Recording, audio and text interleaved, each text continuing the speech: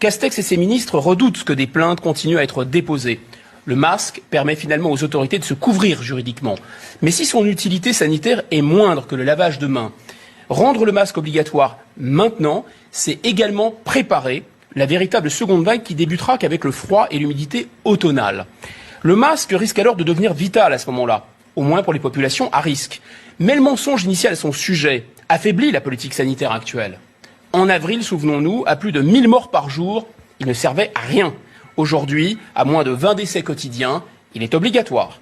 Le revirement est assourdissant, mais l'absence de toute excuse est pire qu'indigne, c'est une faute. La dignité et l'efficacité de la parole publique ne pourraient être rétablies que par ceux-là même qui l'ont abaissé. Le port du masque vise en fait une sorte d'effet muselière. L'Élysée est fragilisé par la crise et dans ce contexte, le masque bride l'opposition et dissuade les manifestants. Retournez au travail, mais si vous pouviez continuer à avoir un peu la trouille, ça nous arrangerait. Le masque sert donc aussi à faire peur.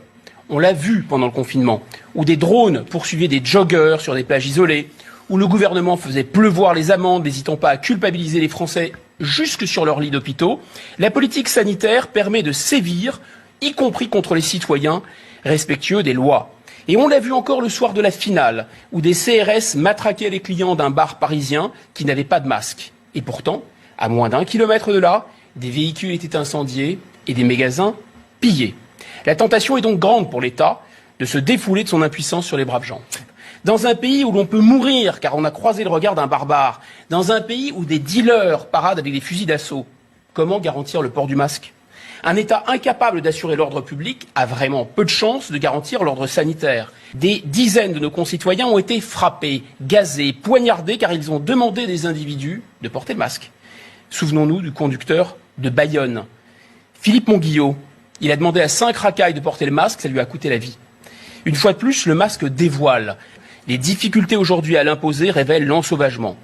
Le masque est finalement un incroyable révélateur, Thomas, des peurs et des contradictions de notre pays.